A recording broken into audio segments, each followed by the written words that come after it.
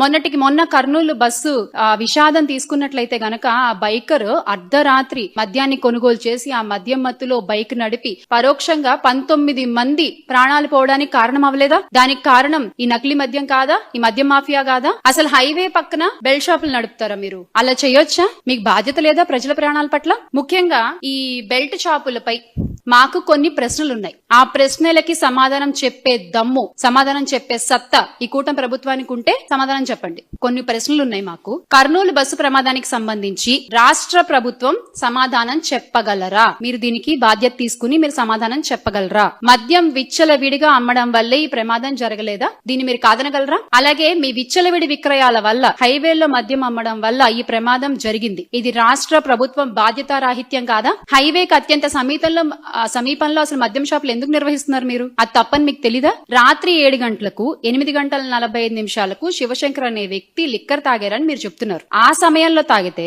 తెల్లవారుజామున 3 గంటలకు బస్సు ప్రమాదం జరిగింది. ప్రభుత్వ వాదన పేలవంగా ఉంది కదా, ఈ విషయం మీకు అర్థం కావట్లేదా? దొరికిపోతున్నారు కదా మీరే అక్కడ.